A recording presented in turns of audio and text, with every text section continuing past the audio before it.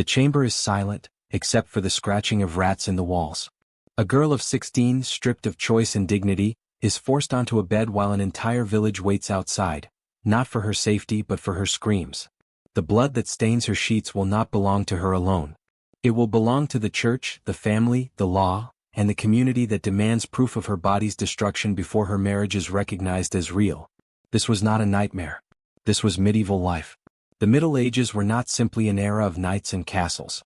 They were an age where human intimacy itself was transformed into a battlefield of control, where even the most private of moments were invaded, judged, and twisted into rituals of humiliation. To understand the true horror of medieval sexual practices, you must first accept one terrifying truth. In that world, your body was never your own. The church decided when you could touch your spouse, what position you were allowed to assume, and whether or not pleasure itself was a sin punishable by eternal damnation. Priests, manuals, and laws dictated how and when two people could express desire.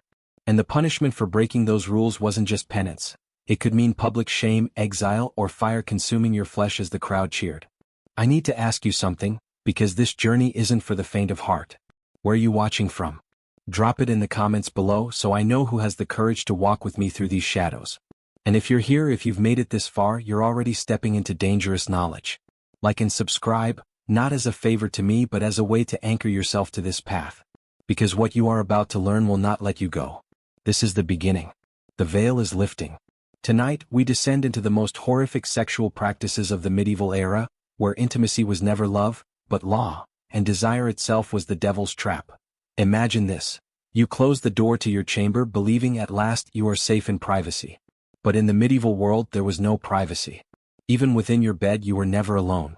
Invisible eyes, those of priests, theologians and neighbors, were trained on you, waiting to see if your intimacy aligned with God's rigid law. The medieval church calculated precisely when a man and woman could lie together. Entire calendars were marked not with festivals of joy, but with prohibitions of flesh. Mondays, Wednesdays, and Fridays were forbidden. Saturdays belonged to the Virgin, and Sundays were untouchable, a day of divine sanctity. Lent, Advent, Easter, and countless holy days stripped away more nights. By the time priests finished their accounting, a married couple had only about 50 days a year where intimacy was permitted. 50 days, under rules so suffocating that even desire itself became criminal. Thomas Aquinas, the towering theologian of the 13th century, declared that excessive affection between husband and wife was sinful, and adulterous love, even within the marriage bond. Saint Jerome had earlier warned that a man who burned too passionately for his wife had already betrayed God. Do you see the trap? Even devotion was twisted into guilt. Love itself was made to feel like sin. And when intimacy was allowed, it was narrowed to one act only, the missionary position. The man above, the woman below, facing one another. Any other variation was condemned as unnatural. If a husband dared stray into another posture, or if a wife revealed too much eagerness, both could be accused of aligning with demons, their actions scribbled into confessional records that still rot in old manuscripts. Priests were trained with interrogation manuals, grim books of questions no human should ever be forced to answer. How many times did you lay together this week? In what position? Did either of you feel pleasure beyond duty? These questions were not metaphors. They were commands, barked across wooden confessionals, where trembling men and women were forced to expose their most private moments in excruciating detail. And the punishments? A forbidden embrace could lead to weeks of fasting, exile from communion, or public penance, kneeling half-naked outside the church while your neighbors spat and jeered. For women the cost was even higher. To confess desire was to risk accusation of witchcraft. Because in the twisted logic of the age, a virtuous woman could never feel pleasure. She was consorting with Satan. This was not intimacy. It was surveillance disguised as salvation. And every soul was trapped in it, the wedding night, a moment we imagine as sacred, tender, and private. But in medieval Europe it was none of those things. It was theater.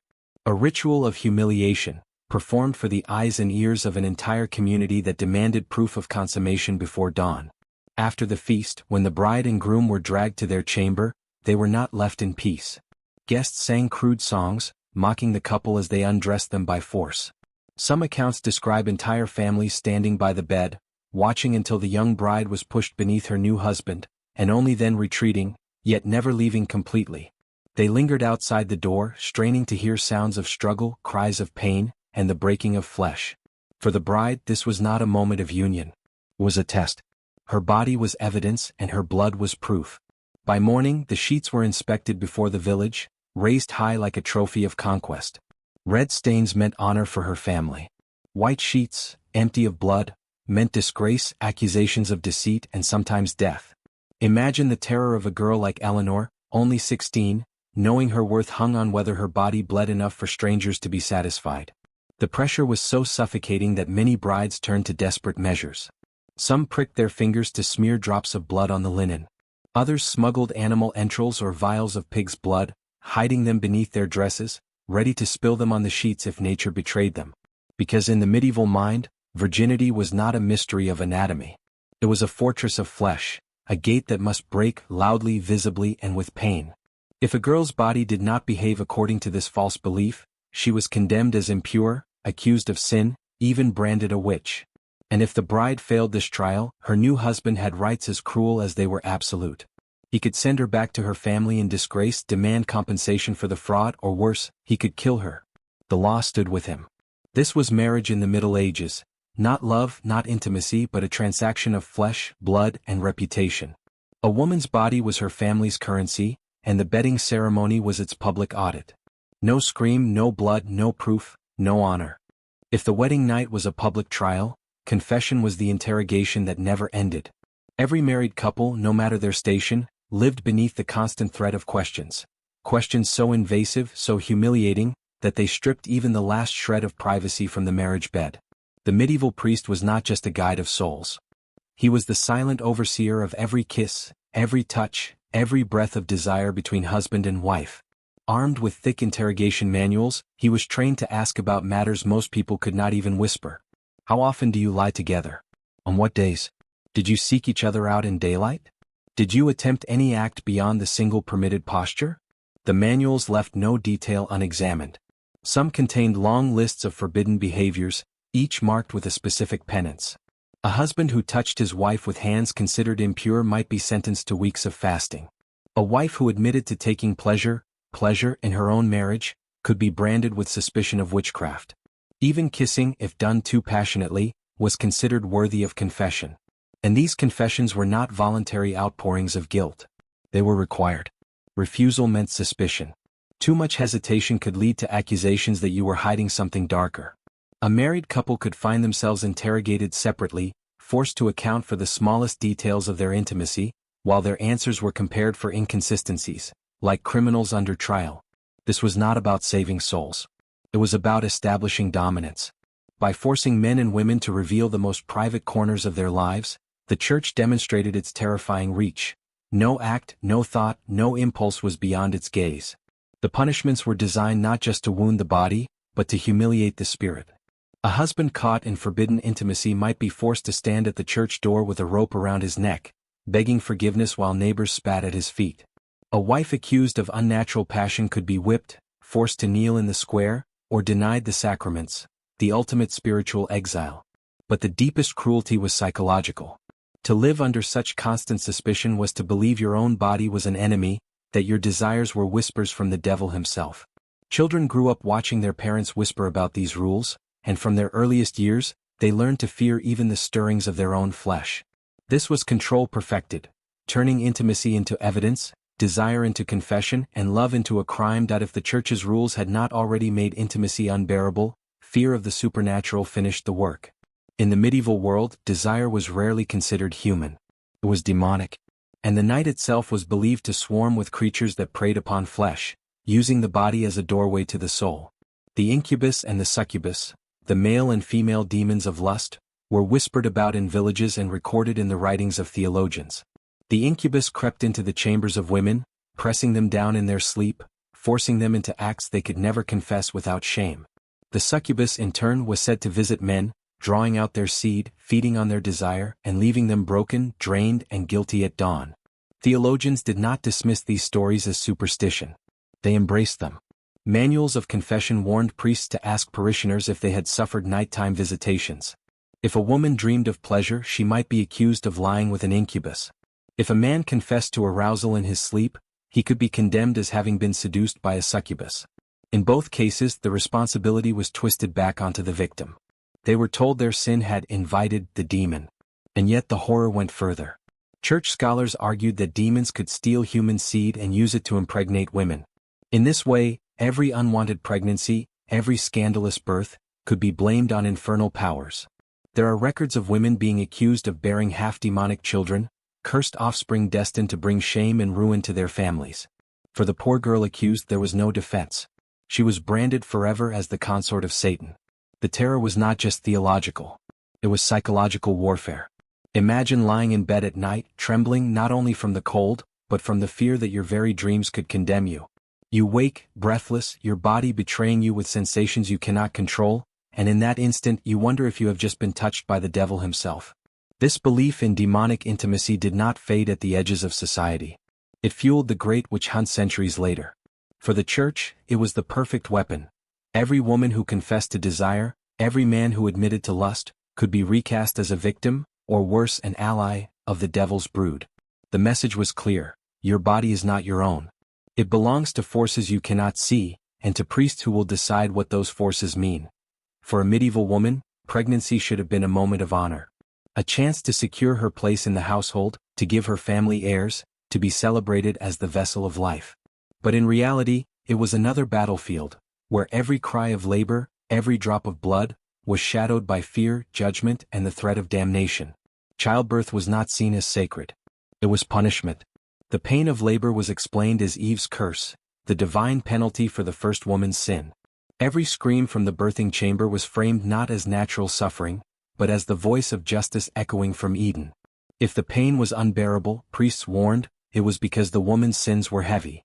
If she died in childbirth, many believed it was a righteous sentence, not a tragedy. Even the rituals surrounding pregnancy were saturated with suspicion.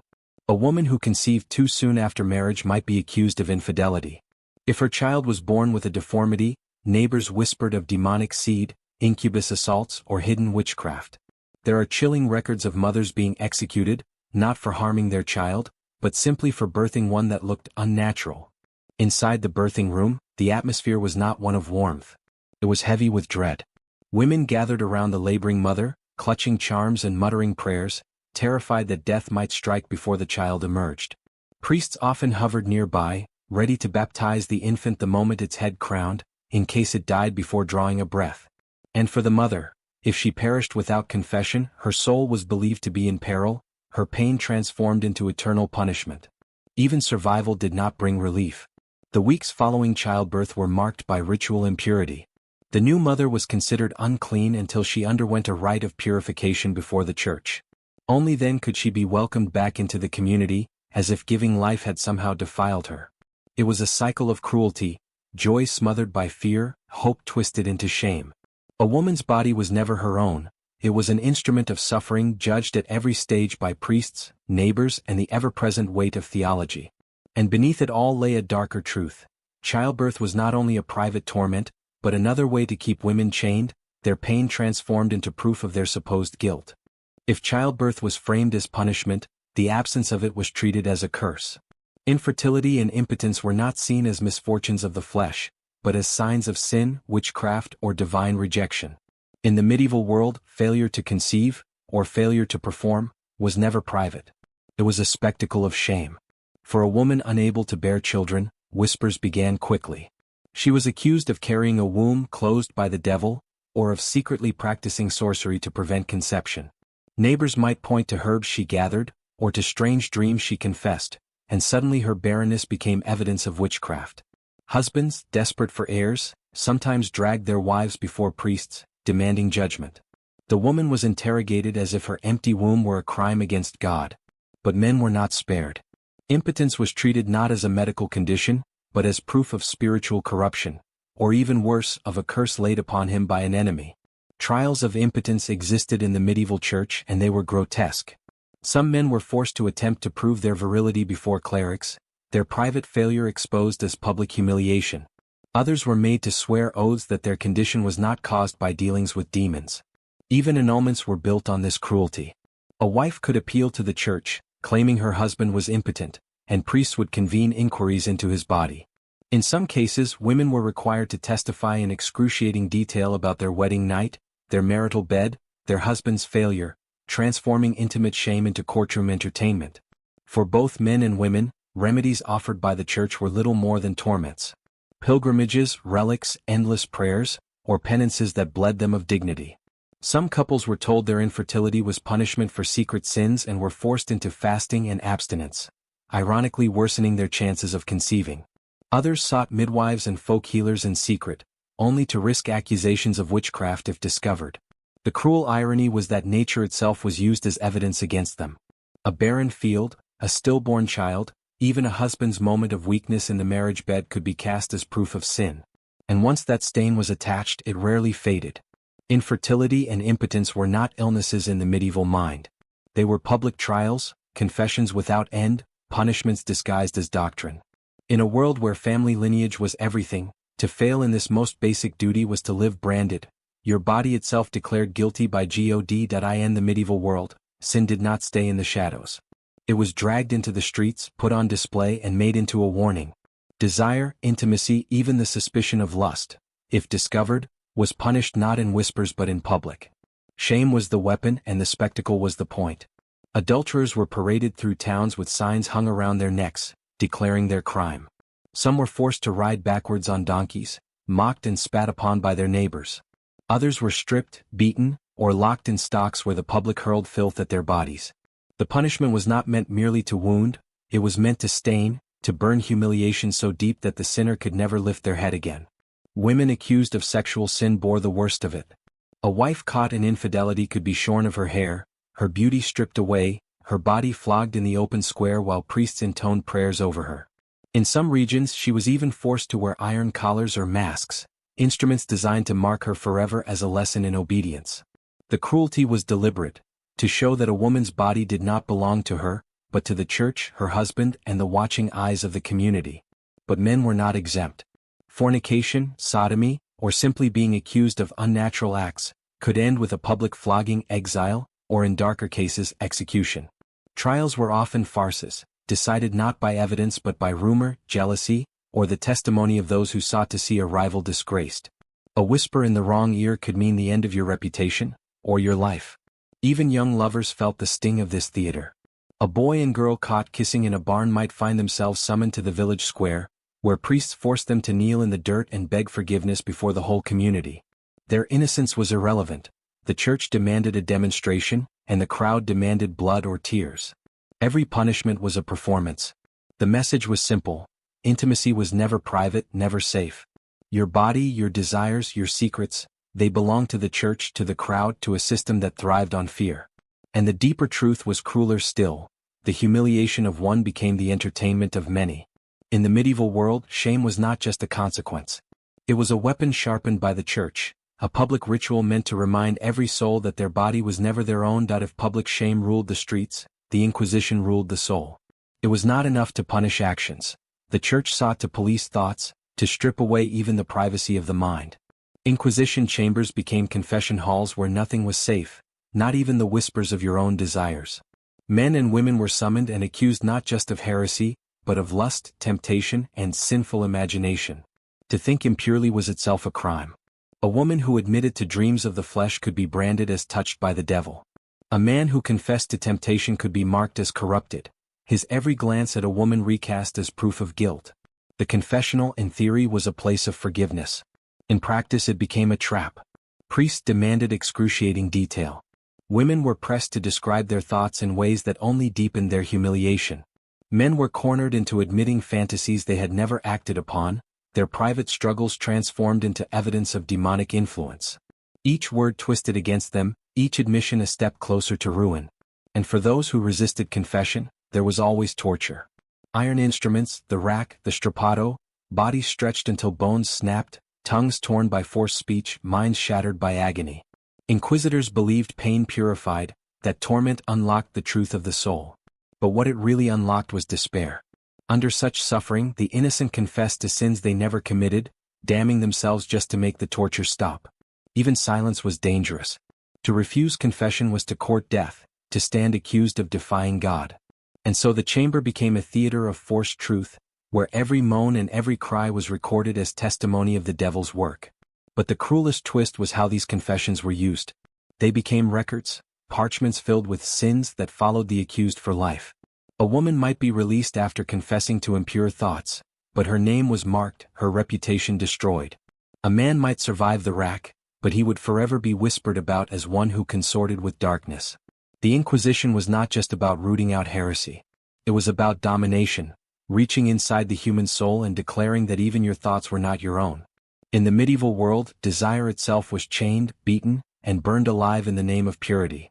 Behind stone walls, the church promised holiness.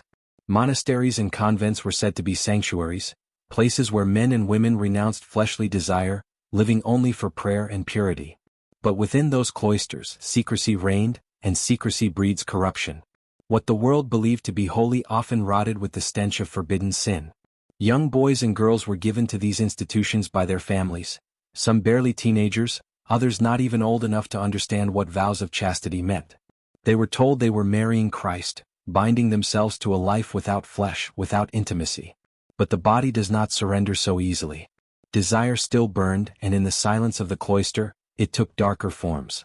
Priests, monks, and nuns often lived in suffocating repression. Whispers of spiritual marriage spread, where nuns secretly gave themselves to priests, cloaking lust in the language of divine union. In some convents, abuse became systematic. Novices were groomed, told that their obedience to superiors extended even to the bed. The language of holiness was twisted into a weapon, turning the sacred into a mask for exploitation. And when scandals erupted, they were buried beneath stone and silence. Inquisition records describe nuns caught in affairs, monks accused of preying on children, abbots whose confessions revealed orgies hidden in cloisters. But rarely were punishments severe. The guilty were often moved to another house, their crimes erased, while the victims carried their shame in silence. The paradox was brutal. Those sworn to purity were trapped in a system that denied their humanity, and in that denial, monstrous abuses flourished.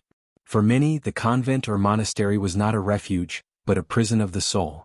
A place where the natural human need for touch, for intimacy, for love itself, became twisted into guilt, secrecy, and sin.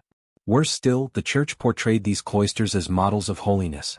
To the outside world they were places of prayer and song. Inside, they were cages where whispers of crying novices echoed in the night, and where power turned innocence into prey. The monasteries and convents stood as monuments of stone, but within them the human spirit was bent and broken. In the medieval world, even the walls built for God became silent witnesses to corruption cloaked in sanctity. Faith in the medieval world was not just about prayer, it was about survival. In an age of plagues, famine, and stillborn children, people clung to relics, saints, and miracle cures. But what began as hope often descended into grotesque rituals, where desperation was exploited, and human suffering was paraded as devotion. Every church claimed relics, bones of saints, fragments of the true cross, even vials said to contain the Virgin's milk or drops of Christ's blood. The faithful were told these objects could heal, bless, or bring fertility. Families brought their dying children to touch skulls and dusty reliquaries, mothers pressed their barren wombs against cold bones, believing holiness might seep into their flesh. But these practices grew darker. Some relics required not just touch but sacrifice. Pilgrims were made to crawl on their knees until skin split and bled, smearing their wounds on the relic as proof of devotion. Others were told to drink water in which a bone had been dipped, swallowing both faith and filth. Infants were sometimes passed beneath reliquaries, their cries believed to drive out demons. In some shrines the rituals blurred into cruelty. Sick men and women were forced to strip, their diseased flesh pressed against relics while priests and crowds watched. Mothers desperate for children submitted to humiliating rites, laying half-naked before an altar, their wombs prayed over by men who proclaimed the authority of heaven. What was called a cure was often a theater of power, where the suffering body became an offering to the church.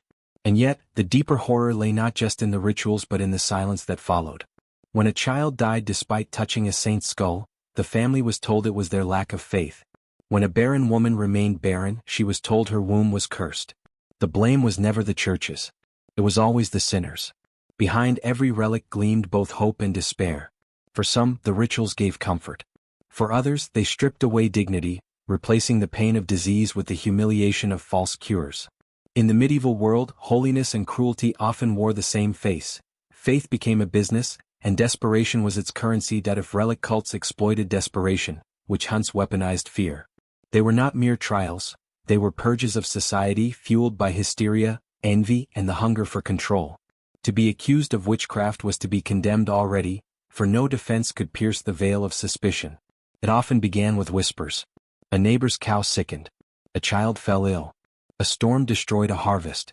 Fingers pointed to the widow who lived alone, the midwife who knew herbs, the girl whose beauty drew too many stares. And with that whisper, her fate was sealed. The Inquisition manuals laid out a chilling script. Women were accused of lying with the devil, of bearing his children, of flying through the night to unholy feasts where infants were roasted and sacraments desecrated. These were not just accusations of heresy, they were accusations of lust, corruption, and the most obscene blasphemies imaginable. The trials themselves were theater. A woman was stripped, her body searched for the witch's mark. A mole, a scar, a birthmark, any imperfection that could be twisted into proof of demonic union. Torture followed, for no confession meant no conviction, and no conviction meant no spectacle. Iron boots crushed bone, cords cut into flesh, fire seared skin until screams filled the chamber. Under such torment, the innocent confessed to crimes they never committed, desperate for death to come quickly. But the cruelty did not end there. The executions themselves were designed for terror. Some were drowned, their bodies bound and cast into rivers. If they floated, they were witches. If they sank, they were innocent but dead all the same. Others were burned alive, their screams rising with the smoke as the crowd jeered, convinced they were watching evil itself consumed by fire. And yet, beneath the surface, these hunts were rarely about faith. They were about power. Land seized from the condemned enriched the accusers. Confessions, wrung from agony, reaffirmed the church's authority. And for men bound in celibacy, accusations of sexual union with the devil reflected their own twisted fears of desire. Tens of thousands of women were executed, not because they consorted with demons, but because they were vulnerable, different, or inconvenient. In the medieval world, the witch hunts revealed the darkest truth of all. When power cloaks itself in holiness, it can transform ordinary fear into a weapon that destroys lives without mercy. The medieval world clothed itself in prayer, incense, and the language of salvation. But beneath the hymns and the stone cathedrals lay something darker, a system less concerned with God than with dominion. The abuse of children in monasteries, the grotesque relic rituals, the flames of witch hunts, all of it revealed one thing. The body, the mind, and the soul were not free. They were property. Every ritual, every punishment, every whispered doctrine of fear, served one purpose: control. From the boy forced into a cloister and stripped of innocence, to the barren mother humiliated before relics, to the old widow bound in chains and accused of lying with the devil, each was a victim of a machine that demanded obedience. The Church's power was not only in its words but in its grip on the human body, dictating how one should eat, sleep, pray, love, and even die. The greatest horror was not just the torture chambers or the burning stakes. It was the silence. A silence so heavy that it smothered rebellion, teaching generations that suffering was holy, that obedience was salvation, and that even questioning was a sin. Fear became the prison and faith became its lock. Yet, in that silence, a truth emerges, a truth the medieval world tried to bury beneath smoke and sermons. The abuse of faith is the most potent weapon ever forged. When men claim to own God, they claim to own humanity itself. And under that claim, every cruelty becomes justified. Every horror becomes sanctified. Every victim becomes invisible. This is the forbidden history of the medieval church, not a story of salvation but of domination. A story where the human soul was not guided to heaven, but shackled to fear. And though centuries have passed, the echoes of that darkness remain. For power, once dressed in holiness, never truly dies, it only changes its mask. The walls of monasteries may crumble, the pyres may be cold, but the lesson remains eternal. When fear and faith are twisted together, they do not create holiness. They create silence. And in that silence, humanity itself suffers. The horrors you have just walked through were not accidents of history. They were systems, designed, sharpened, and perfected to keep humanity silent. But silence is a choice. You are here because you refuse to look away. You are here because you want to know what others hide. This is history in silence. And if you are ready to descend deeper into the shadows of forbidden history, then remain with us. Subscribe. Turn the bell. Stay awake while others sleep. Because the past is not dead. It whispers. And only those who dare to listen will hear its secrets.